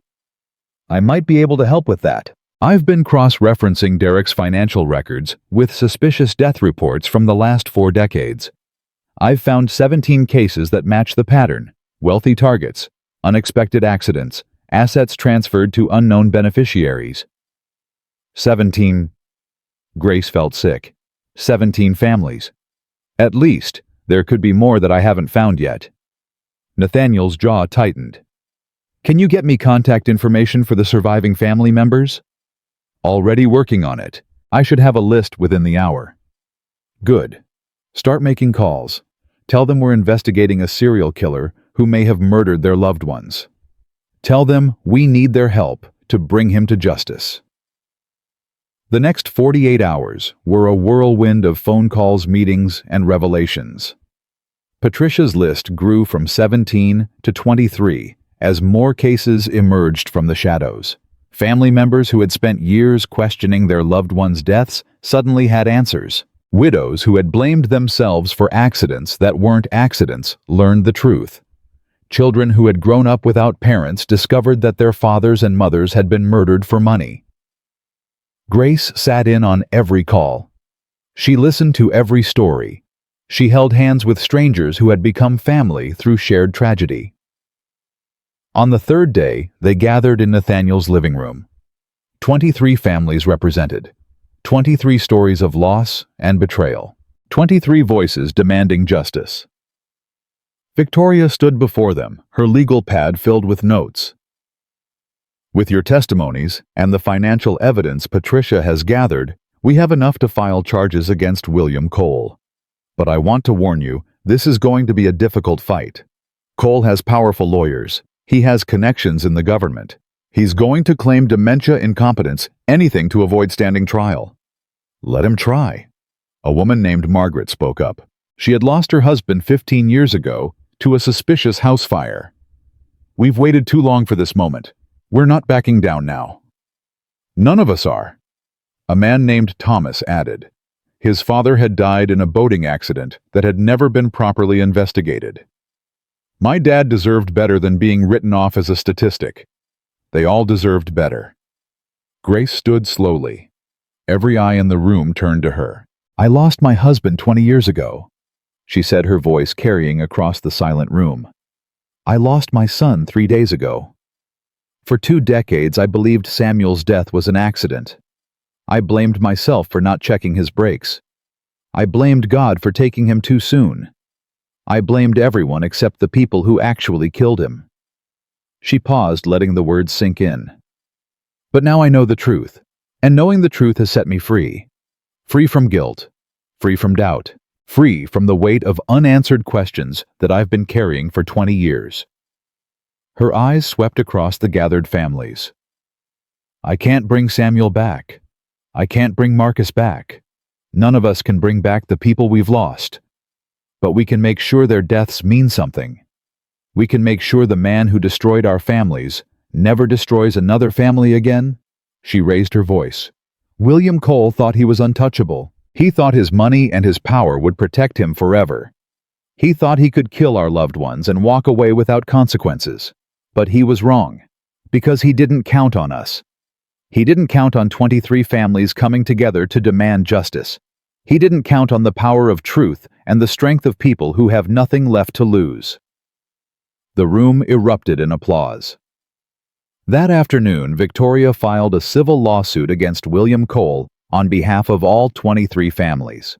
The charges included wrongful death conspiracy to commit murder fraud and racketeering. The news exploded across every channel. Reporters camped outside the nursing home where William Cole was supposedly living out his final years in dementia-induced oblivion. Lawyers scrambled to respond to the unprecedented case. Politicians who had received donations from the Cole family suddenly found urgent business in other states. And in a small room in the psychiatric ward, Veronica Henderson watched the coverage with hollow eyes. The nurse found her laughing hysterically. "What's so funny?" the nurse asked nervously. Veronica turned to her with a smile that held no warmth. "They think they've won. They think getting William is the end of the story." She laughed again, a broken, desperate sound. "They have no idea. William isn't the top. He never was. There's someone above him. Someone who makes William Cole look like a small-time con artist." The nurse hurried out of the room to report the conversation. An hour later, Reed called Nathaniel with the news. "Veronica's talking again. She says William Cole was working for someone else. Someone bigger." Nathaniel gripped the phone until his knuckles turned white. "Who?" "She won't say. She says if she reveals the name, she's dead. Even in protective custody. Even in a psychiatric ward. She says this person has eyes everywhere." Nathaniel hung up and turned to Grace, who had been listening. "It never ends," he said quietly. "Every time we think we've found the top, there's another layer." Grace looked at him with eyes that had seen too much grief and too much evil. "Then we keep climbing," she said. "Layer by layer, monster by monster, until we reach the top." Nathaniel nodded slowly. "And what if the top is higher than we can reach?" Grace picked up her worn leather Bible and held it against her heart. "Then we build a ladder." The courtroom was packed to capacity on the morning of the trial. Grace sat in the front row behind the prosecution table, her worn leather Bible clutched against her chest. Nathaniel was beside her, his hand resting reassuringly on her arm. Helen sat on her other side, a quiet pillar of strength. Behind them, 22 other families filled the benches. Margaret, who had lost her husband to a house fire. Thomas, whose father had drowned in a boating accident. Victoria, whose husband Robert had been murdered for asking too many questions. All of them united by tragedy. All of them hungry for justice. The door opened, and William Cole was wheeled into the courtroom. 92 years old, hunched in a wheelchair, his eyes vacant and unfocused. A nurse walked beside him, adjusting his blanket with practiced care. Grace felt her stomach turn with disgust. This frail, helpless-looking man had orchestrated the deaths of dozens of innocent people. He had destroyed families. He had stolen lives. And now he was pretending to be nothing more than a confused old man waiting for death. "All rise." The bailiff's voice rang out. The Honorable Judge Patricia Morrison presiding. Everyone stood as the judge entered. She was a woman in her 60s with steel gray hair and sharp eyes that missed nothing. Grace had heard that Morrison was known for her fairness and her refusal to be intimidated by wealth or influence. "Be seated." Morrison settled into her chair and surveyed the crowded courtroom. "We are here today for the trial of William Cole on 23 counts of first-degree murder, conspiracy to commit murder fraud and racketeering. How does the defendant plead?" William's attorney, a slick man named Harrison Cross, rose to his feet. "Your Honor, my client is unable to enter a plea due to his advanced dementia. We move for a competency evaluation and dismissal of all charges." "That motion has already been denied." Morrison's voice was ice. "We have reviewed the medical evidence submitted by both sides. The prosecution's experts have concluded that the defendant's dementia is either exaggerated or entirely fabricated. This trial will proceed." Cross's face tightened, but he nodded. "Very well, Your Honor." The prosecution called its first witness. Patricia Williams took the stand, her laptop open in front of her. "Ms. Williams, please describe your findings regarding the defendant's financial activities." Patricia spoke clearly and precisely. "Over the past 4 decades, William Cole has orchestrated a sophisticated financial network designed to conceal the proceeds of his criminal activities. I have traced over $47 million in transfers to offshore accounts in the Cayman Islands, Switzerland, and Singapore. These transfers coincide with the deaths of the 23 victims identified in this case. Can you connect these transfers directly to the defendant?" "Yes. Every transfer was authorized using codes that only William Cole possessed. Furthermore, I found evidence that he maintained detailed records of each operation, including target selection, method of execution, and profit projections." Cross jumped to his feet. "Objection. These so-called records could have been created by anyone." "The records were found in a safe deposit box registered in William Cole's name," Patricia replied calmly. "The handwriting has been verified by 3 independent experts as belonging to the defendant, and the digital files were created on computers registered to the defendant's home address." Morrison nodded. "Overruled. Continue." The morning passed in a blur of testimony and evidence. Officer Reed took the stand and described the investigation that had led to Derek's confession. Dr. Moreau presented her toxicology findings, explaining how Marcus had been slowly poisoned over months. Victoria, her voice steady despite the tears in her eyes, testified about Robert's death and the years she had spent searching for answers. And then it was Grace's turn. She walked to the witness stand on trembling legs. The Bible in her hands felt heavier than it ever had before. She placed her hand on it and swore to tell the truth, the whole truth, and nothing but the truth. The prosecutor, a woman named Sarah Mitchell, approached with a gentle expression. "Mrs. Henderson, please tell the court about your husband Samuel." Grace took a deep breath. "Samuel was the kindest man I ever knew. He worked at the Thompson factory for 30 years. He never missed a day. He never complained. He just did his job and came home to his family every night." "And how did he die?" 20 years ago, his car went off the road on his way home from work. The police said it was brake failure. They said it was an accident." Grace's voice cracked.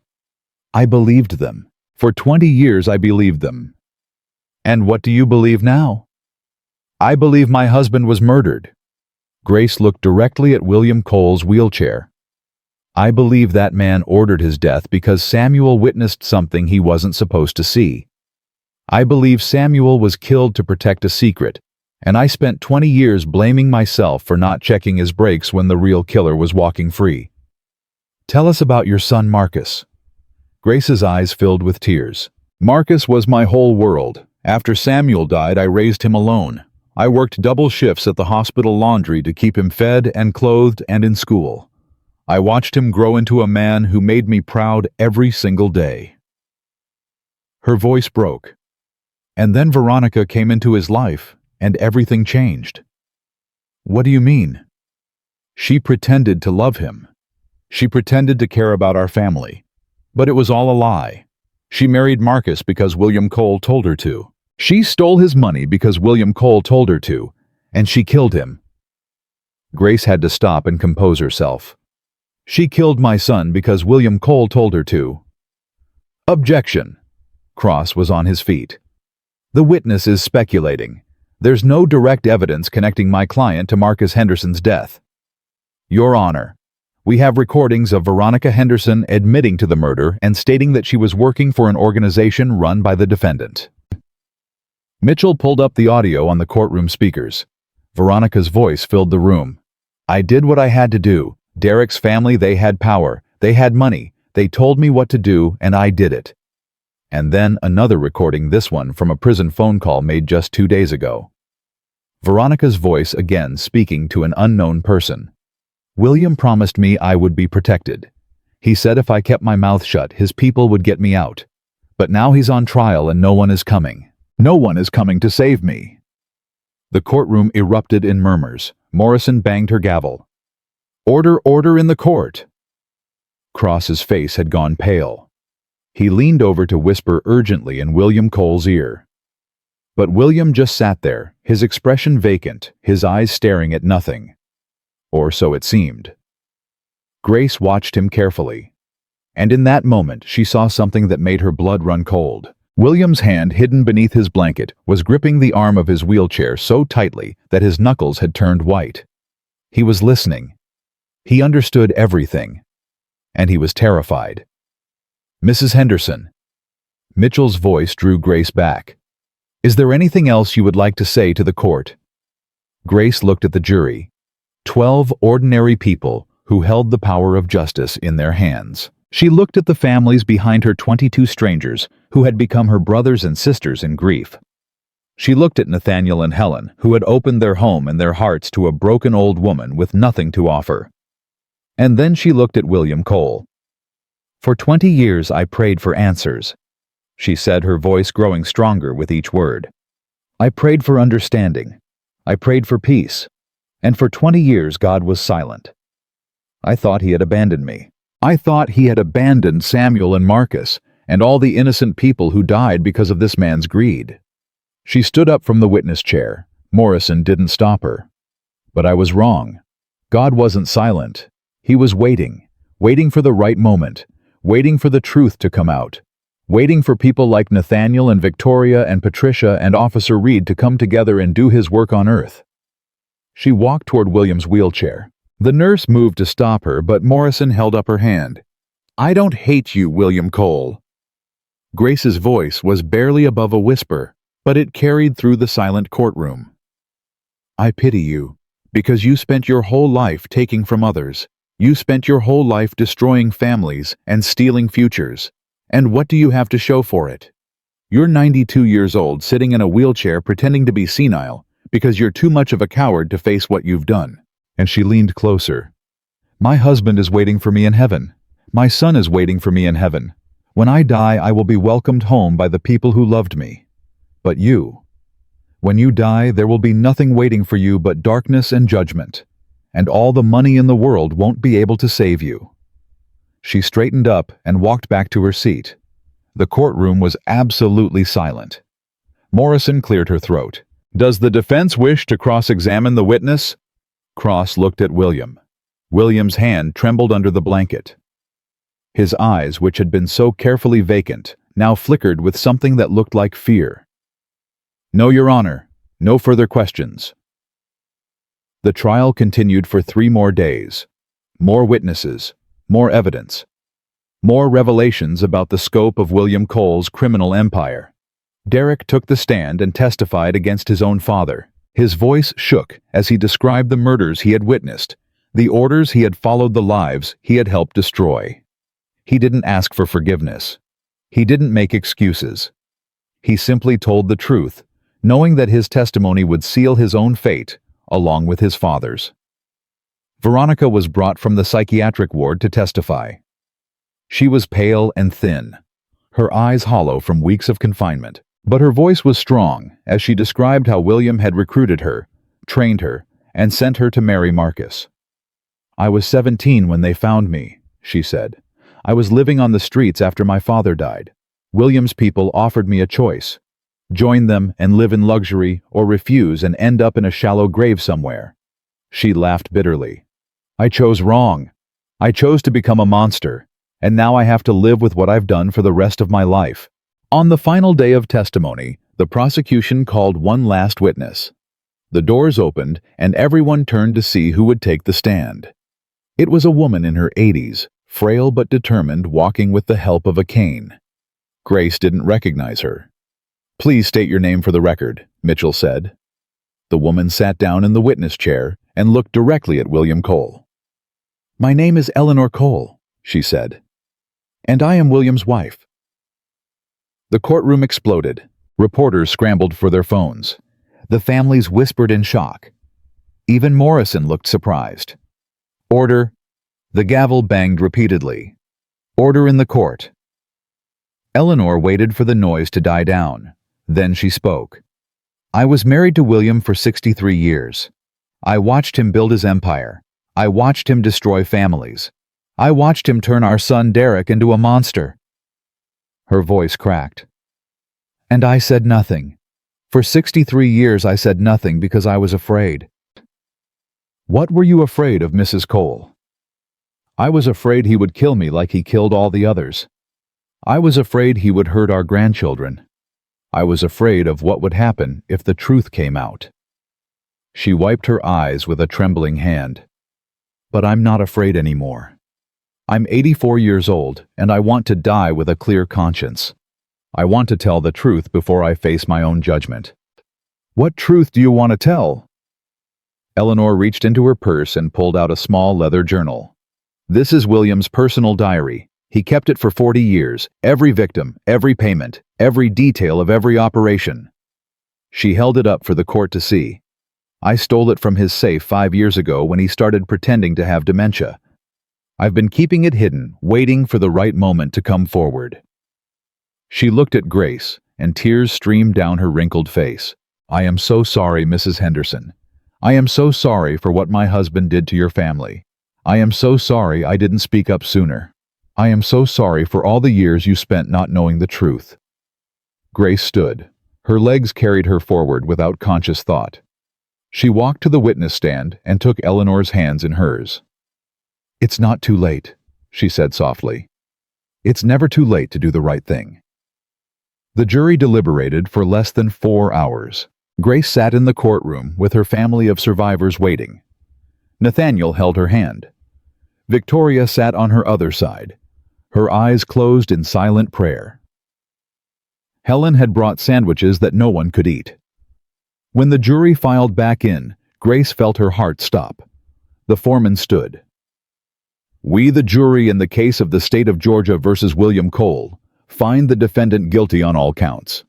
The courtroom erupted in cheers and tears. Grace fell into Nathaniel's arms, sobbing with relief and joy, and 20 years of pent-up grief finally released.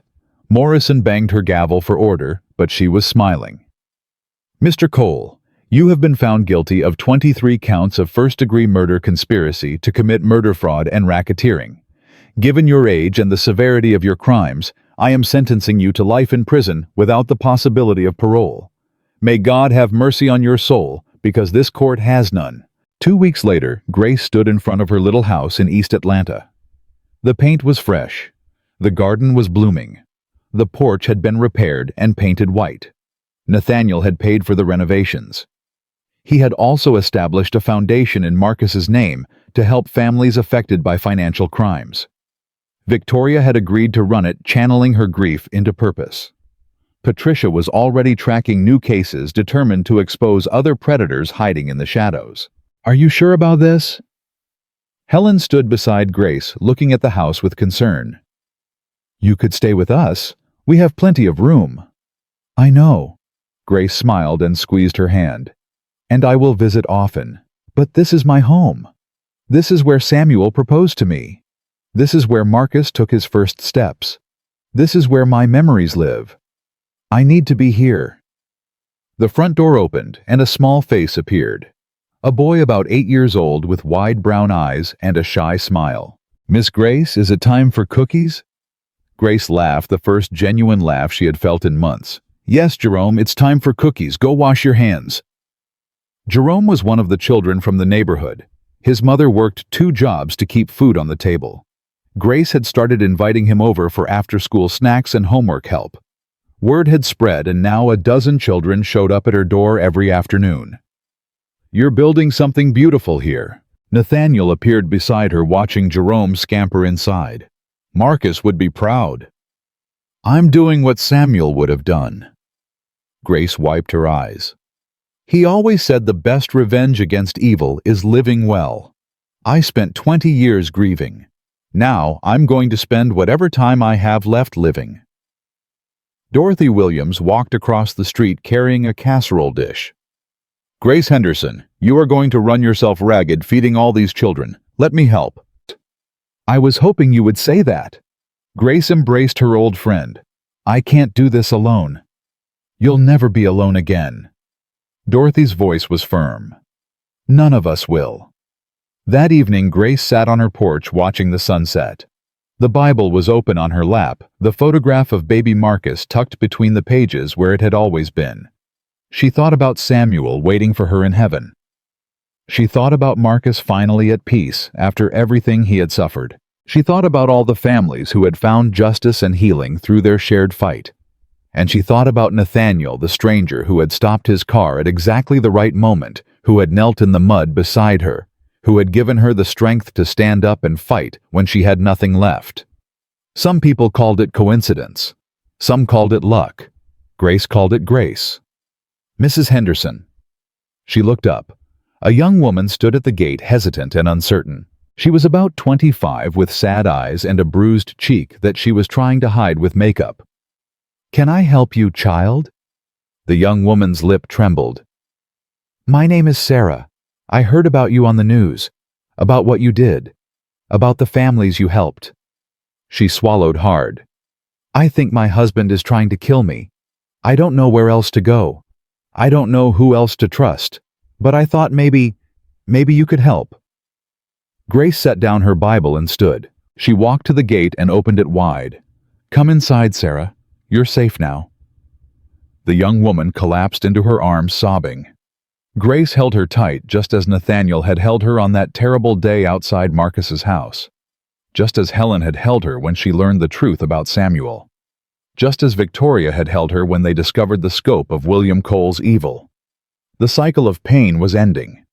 The cycle of healing was beginning. 1 year later, the Marcus Henderson Foundation had helped over 200 families escape abusive and dangerous situations.